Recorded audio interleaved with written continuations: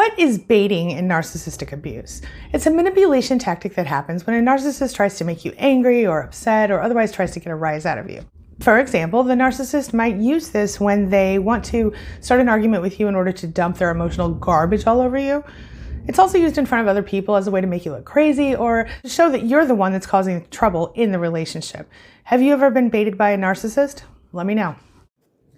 Absolutely true. This is what we call the double life of a narcissist. Have you ever known a narcissist with a double life? Let me know. 10 facts every woman should know. What one man won't do, I promise another man will. He's gonna cheat if he wants to, it's never your fault. Stop accepting this is just who I am. A man will treat you how he feels about you. When he shows you how he feels about you, believe him. We men will do anything for a woman we want to be with. You shouldn't have to tell a grown-ass man how to love you. If he loves you the way he claims he does, then his actions should show it. Give no second chances. We men are fully aware of our actions. You're not asking too much. You're just asking the wrong man. Yep. Have you ever had to explain empathy to a narcissist? Let me know. Do you need to tell the narcissist that you're going no contact?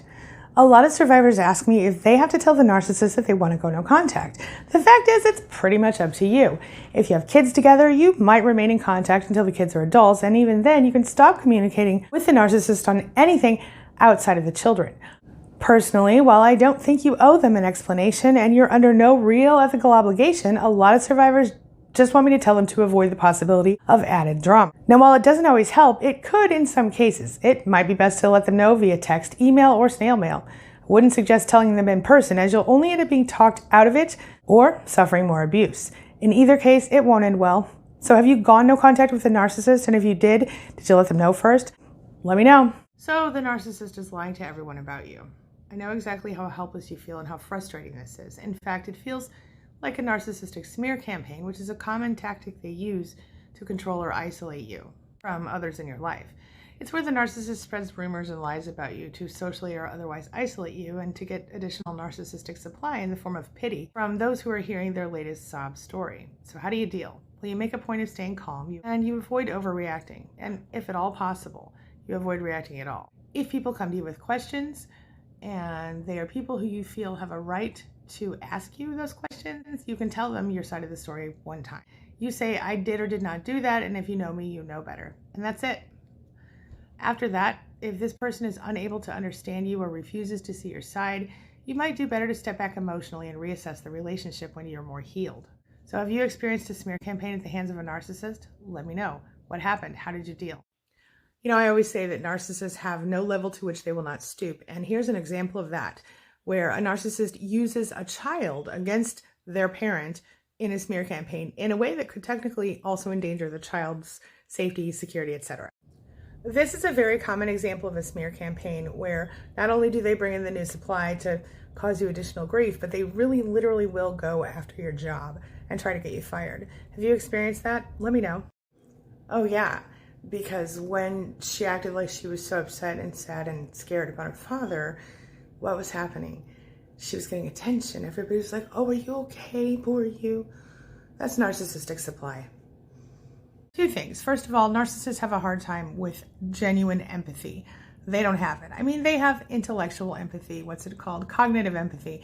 But they don't have emotional or compassionate empathy. So that's part one. And part two is narcissists don't have the desire or the ability to be a consistent person. And what I mean by that is that they will be whoever they want to be, whoever they need to be in the moment to achieve their goal. And if that means that they are being sneaky or they are doing things to hurt you, they don't care. The reason they do the smear campaign is to get attention and supply from other people, and often they start it in advance. So the reason that they're two different people is because it's whoever they need to be in the moment to achieve their goal. It has nothing to do with you. It has only to do with them and their need for narcissistic supply. I hope that helps. Hugs to you. Now, this is the other side of hoovering, okay? This is when you don't get the love bombing, when you don't get the little, poor me act or whatever, you get the narcissistic rage. They try to pull you back in with drama. This is a good example of that. So if you want my advice on this, I would say recognize it for what it is.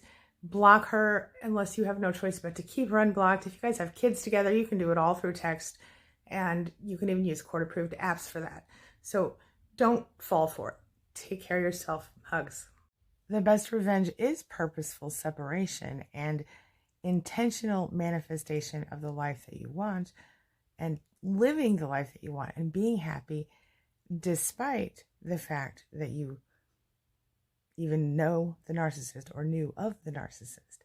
Because when you become happy and you stay focused on what you want and you intentionally create your life from there, you change everything. So I know you're like, well, what does that have to do with revenge? You said this was about revenge. Okay, I got you. Listen, it's the best revenge because going no contact with a narcissist, living the life that you want to live despite the fact that the narcissist exists, makes your life amazing, and it makes their life kind of horrible for at least a little while because they'll no longer be getting that thing they need like blood, narcissistic supply. Take it away. Take your life back. I am so sorry this happened to you. And I want to say this. Going through narcissistic abuse is never easy. It's always profoundly painful. But to find out after 40 years that everything you thought was true was a lie, and that the person you thought was your person was in fact living some crazy double life is devastating because it makes you question everything that you are, everything you have been, and everything that you might be. So let me ask you, can you relate to this story? Do you know someone who's been through this? Have you been through this? Share your thoughts, let me know. I would call it deflection, which is what the narcissist will often do in order to sort of get you to stop focusing on what they've done and to start focusing on yourself and your own mistakes. You might also call it flipping the script, or I like to call it the narcissistic flip, and basically it's just what it sounds like.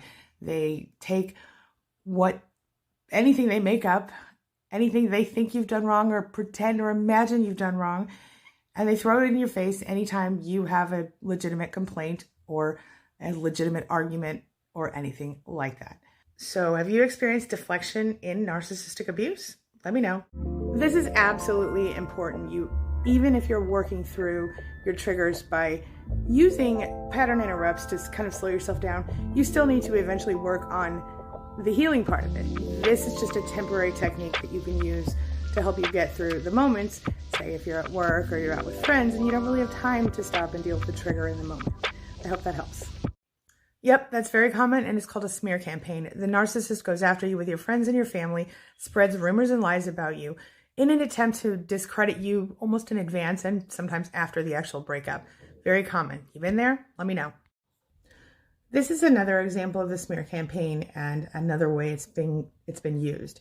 In this case, this person uses the smear campaign against our commenter here to isolate them, to hurt the people that might try to help them get away, is the impression I get. So it's just another manipulation tactic that narcissists use to get what they want without remorse, without concern for the effects of their behavior on you or anyone else. And I'm really sorry that happened to you. So if you're watching this and you're not this person, can you relate? Let me know. I'm sure I'm not the only person who can relate to this comment. If you understand how it feels to be put down and torn apart and told it's for your own good, let me know. Absolutely. Narcissists use baiting as a way to provoke reactive abuse. For the record, reactive abuse is what happens when you lash out at the narcissist in response to their abuse, and then they call you an abuser. This is called reactive abuse. So I think when it comes to being sure that someone's a narcissist in the toxic sense, a malignant narcissist or someone who might be diagnosed with NPD, we are looking at someone who lacks emotional and compassionate empathy. So one way you can find out is to say, if it's a friend or a relative or even a spouse, say, what are some of the things you like about me, or why do you hang out with me, or what do you like about me?